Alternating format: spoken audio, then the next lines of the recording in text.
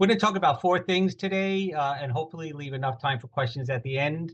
We're going to start with why focus on purchase frequency, which actually I think is an important topic because very often particularly in the D2C world, in the growth-based D2C world, people tend to focus on acquisition and growth almost at the expense of lifetime value and purchase frequency and repeat purchasing.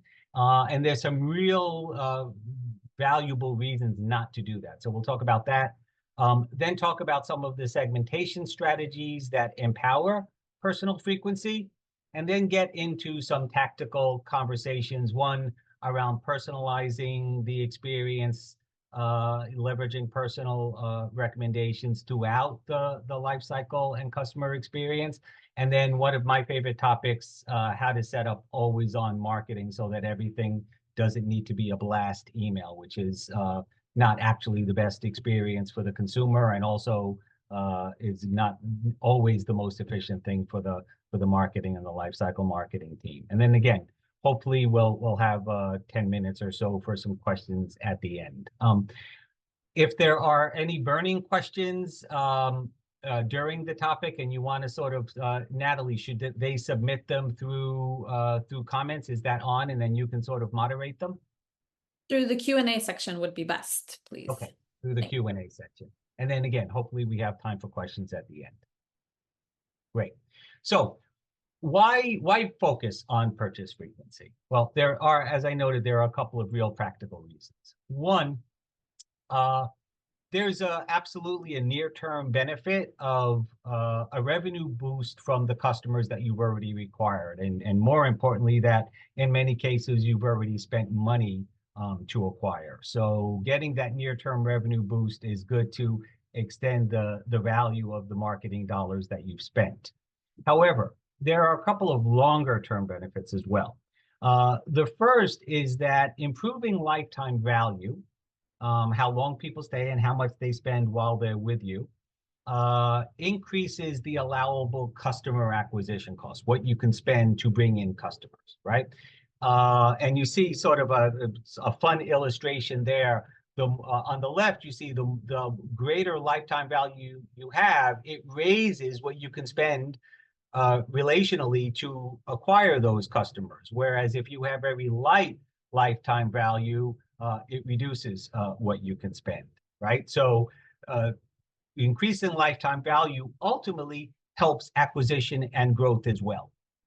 The second way that it helps is that repeat usage drives loyal users, which creates advocates, whether it's through word of mouth, social proofs, or even if you have a referral system set up, which I highly recommend everybody have a refer a friend system set up. Loyal users will have a means of actually referring people and bring new people in. And so this is what's called a virtuous cycle, otherwise known as the growth flywheel. And you see that illustrated on the right there, how ultimately increasing lifetime value increases retention and referral, and ultimately creates new demands and new customers. So real practical reasons from an economic standpoint and a growth standpoint to focus on purchase frequency. So now that we're aligned on the opportunity and the benefit of focusing on purchase frequency, it all starts with the right segmentation strategy. And there's really two approaches that I've seen that you can do in doing this. First is what I call the robust version. And you have probably heard of, or maybe are already using, the RFM model, right? Which is basically a way that you score your customer base, you model your customer base against three dimensions: recency, when the last time that your customer purchased with your company; frequency, how often they've purchased with your company; and then the monetary value, average order value when a customer has spent with your company. And generally, there'll be a 1 to 5 score on each of those dimensions, and that adds up to an overall RFM score for every customer that allows you to bucket them from your least to most valuable. Usually it's about 5 or 6 different buckets. So many companies use this. It provides real granular insights, which is valuable. And if you don't have the ability to do this, most likely your CDP can help with that modeling. I know that Simon can, right? So there's value in doing this. However, there is some complexity in doing this, and there is some more complicated modeling that has to be done. So I've found a simplified version gets you much of the way there. And this is something that you can do as a marketer directly in your CDP or in your CRM solution. And I like to call this habituation buckets, right? So basically, you break your customer base into 5 buckets based on the number of orders that they've placed in the last X number of months. I like to use 6 months. I found that works for most businesses, but it can vary from business to business, and so you have to figure out what makes the most sense for you. But again, I like 6 months as a basic threshold. And the goal here is to step people up the engagement ladder, right? So you start with your prospects, people who have yet to purchase. We won't talk about them too much today because this is about increasing purchase frequency, not sort of that initial conversion. But then once they make one purchase, they become a sampler, right? And then you want to move them into a more habituated, more activated state of at least 2 purchases in the last 6 months. And then from there, move them into the 3 or more purchase, where now you've really got them habituated. They obviously know how to engage with your brand. They like engaging with your brand, and you've got a loyal user that you can hopefully keep as long as possible. However, it's just a fact of the way business works that people won't stay engaged at that level forever. And so they may move into a lapsed bucket. And lapsed is that you've made at least 1 purchase lifetime, so you're no longer a prospect, but you haven't purchased in the last 6 months. And then what you'll want to do when you have that lapsed bucket is you'll want to start to sort of get them back into being samplers, 1 purchase, and then move them back up that engagement ladder, right? So breaking up your customer base this way allows you to employ different strategies and cadences for each bucket. Now, we're going to talk about a couple of here just as thought starters. Again, things that I've seen have worked in the past, but what I really recommend is that you brainstorm for each bucket, test, do more of what works, go back and brainstorm, and keep on testing and repeating that cycle of constantly bringing new programs to market for each of these different buckets. But just to walk through this real quickly. So when you're a sampler, people have made that first purchase. You want to use that first purchase to get them to make additional purchases. So you want to upsell related products. We'll talk about personalization in a little bit, wherever possible. And you want to start to give them some richer offers to trigger repeat purchasing. You want to get them in the habit real quickly. They've made 2 purchases, now they're activated. Now you really want to start showing them some differentiation. You want to give them some unique experiences so that they start to realize, oh, the more I engage with this company, the more I'm appreciated. So you want to do things like special early bird windows for them, special sales. And because you know that they've started to spend money and they find value in your product, now you can start to increase average order value with value bundles that allow you to get them to spend more with you while they're also increasing their purchase frequency. You do that successfully. Now they've made 3 or more purchases. Now you really want to treat these customers, these loyal customers, like VIPs. This is where you want to pull out your surprise and delight bonus item on their next order. We did this really successfully at Bark.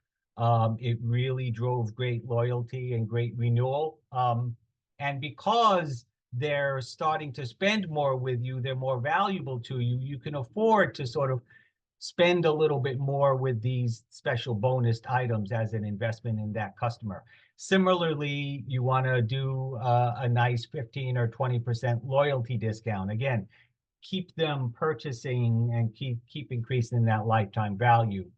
And then when they do lapse, that's not a bad thing, because it becomes an opportunity to re-engage them, right? And you don't have to start from scratch as if they're prospects, because you have a purchase history from them. You know what they purchased and what they like. So you can introduce them to new products in the previous categories that they most purchased, right? You could also pull out that limited time loyal user discount because you so appreciate their business that you want them to come back into the fold, right? So these are some of the strategies that I've seen work at with all the companies I've talked about, Audible and Freshly and Bark. But again, I really encourage brainstorm for your own business. This is a great way to sort of think about each bucket of users individually and what are the programs that you think would most move those buckets. So that's our overall segmentation strategy. And now let's talk about whichever one of those strategies you use, RFM or habituation buckets. Now let's talk about how we can further lean into their experiences by personalizing their full experience. So, whoops, sorry, moved in the wrong direction there. Okay, so the first thing is to expand the reach of personal recommendations. Most companies are doing personal recommendations at this point. If you aren't, your CDP can likely help you create a recommendation set. There's sort of lots of best practices already in place for recommendations. So definitely reach out to your CDP if it happens to be Simon. I know that they can do it. It's just a matter of sort of making certain that they have the right data set in terms of purchase history and probably browse history, right? Once you have that recommendation set, though, you don't just want to relegate it to the we think you may like email, right? Every company has that personal recommendation email, but you want to spread its reach.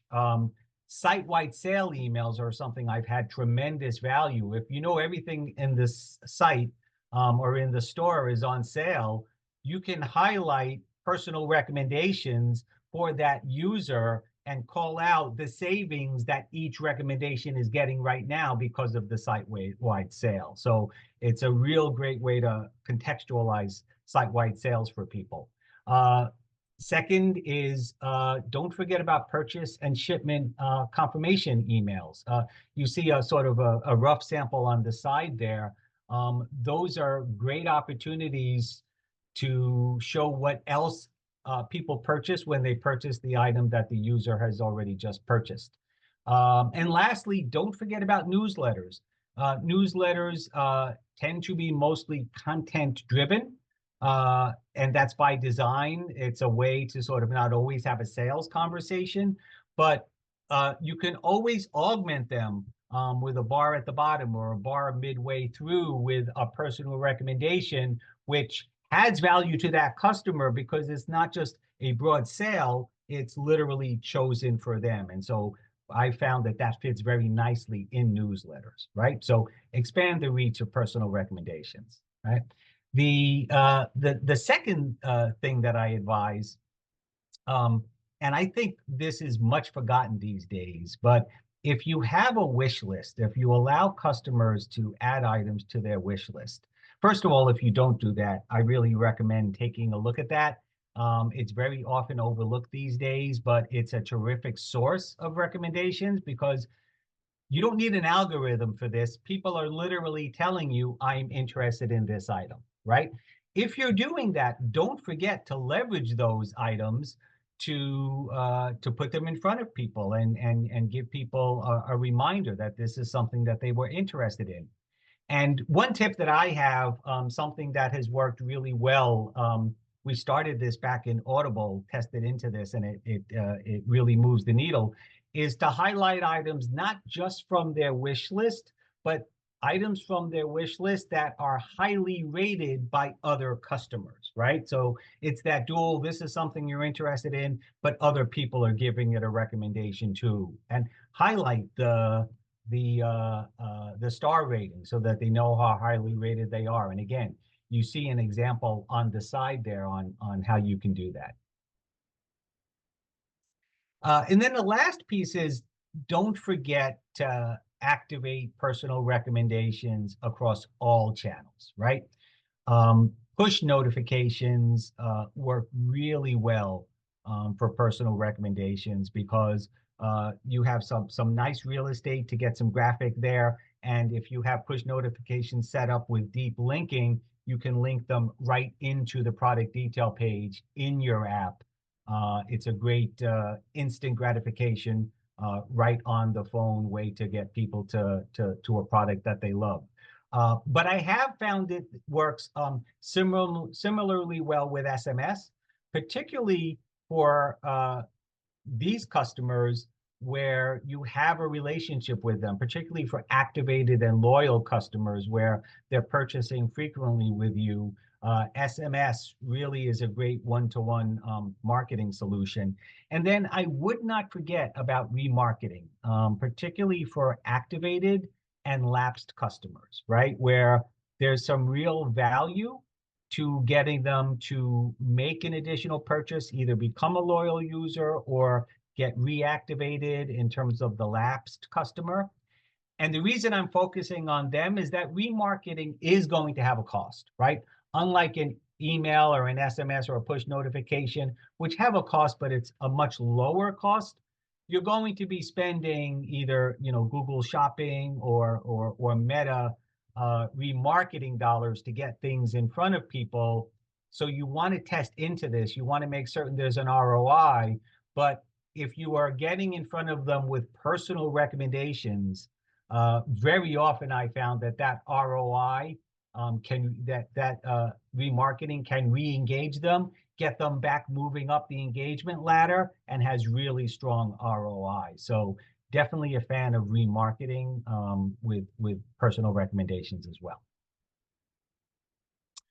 And that brings us to our last topic. How are we doing on time? Oh, we're actually doing pretty well on time. That brings us to our last topic, which is always-on marketing. And the idea here is that all of the efforts that we've talked about, all of the engagement strategies to move people up the engagement ladder, personalization, this is going to have a couple of different effects. One, absolutely, number one objective is to get people to purchase, and hopefully it does that. But it will very often have additional benefits, which is it will drive browsing on the website. It will drive visits to category pages. And those all become signals for additional automated marketing, trigger marketing, that allows you to have marketing constantly going out, have engagement touch points constantly going out without having to always do a blast or a targeted email send. And so let's talk about what a couple of these examples are. So first, and this is something that most people are probably doing, and if you aren't, I absolutely encourage you to do it, is abandon cart, right? If somebody starts to check out but doesn't, you absolutely want to get back to them and give them a reason to complete their purchase. However, you also have abandoned browse, right? If people are browsing, particularly pages where they might be browsing a couple of times, you absolutely want to set up maybe once a week or even once a month a reminder of some of the items that they browse. We actually just did this last year at Bark, and it proved one of our highest value emails. And again, it's out there, and you don't have to constantly sort of create a segment or personalize the content. It just happens dynamically and continuously. And the last note here is that in doing this, I really advise avoiding these feeling like they are system generated. Just because this is done in a modular fashion, and it is generated by a system populating various fields, It doesn't have to be designed that way. You can absolutely design it where the modulars are visually attractive. You see sort of a sample mock-up there on the side.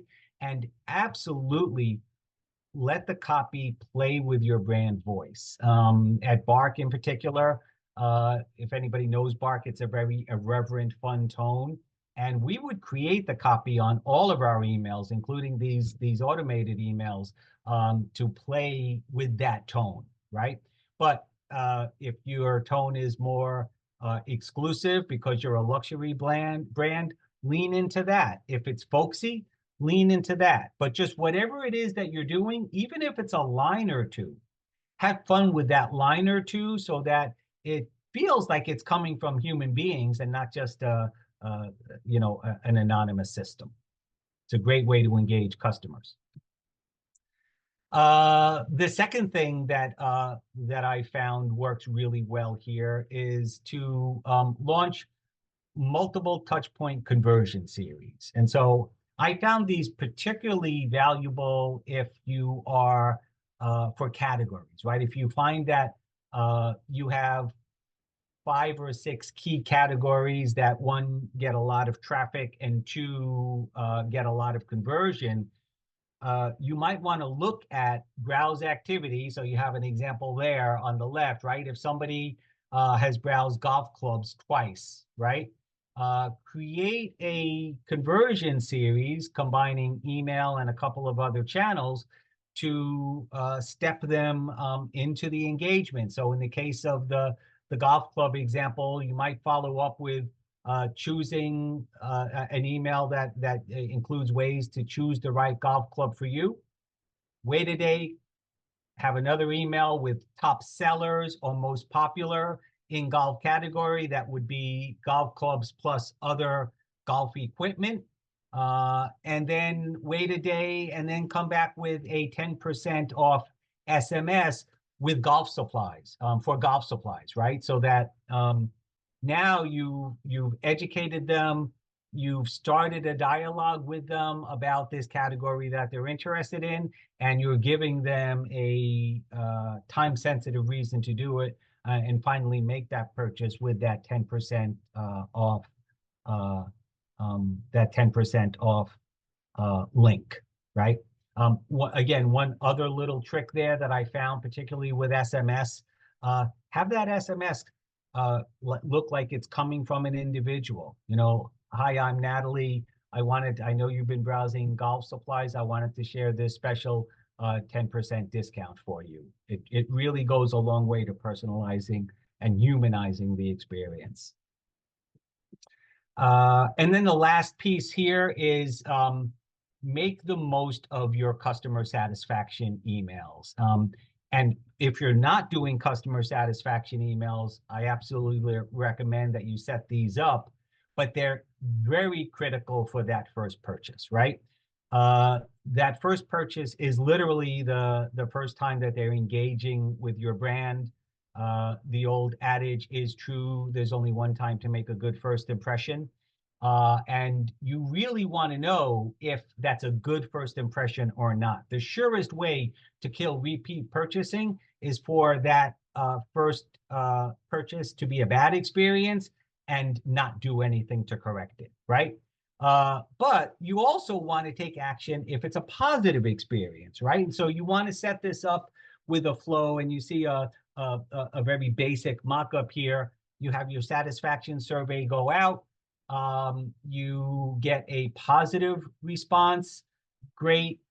Follow that up with a personalized email with a special discount, maybe other related items to the item that they liked. Conversely, if they give a negative response, automate a direct outreach from customer care. And there's ways to set this up. Your CDP can help you to set this up where the outreach from customer care goes out automatically, but it also triggers a signal into the customer care CRM system that then it can be picked up manually by a representative, and that starts the dialogue back and forth. And they can do whatever they need to do to to turn that negative experience into a positive experience. I found that very often those negative experiences become a tremendous way to get a loyal user if they're handled in the right way, right? But again, all of this is setting this up mostly dynamically so that it doesn't take a lot of user intervention until it gets to the point where the customer care representative is now starting a dialogue with the user.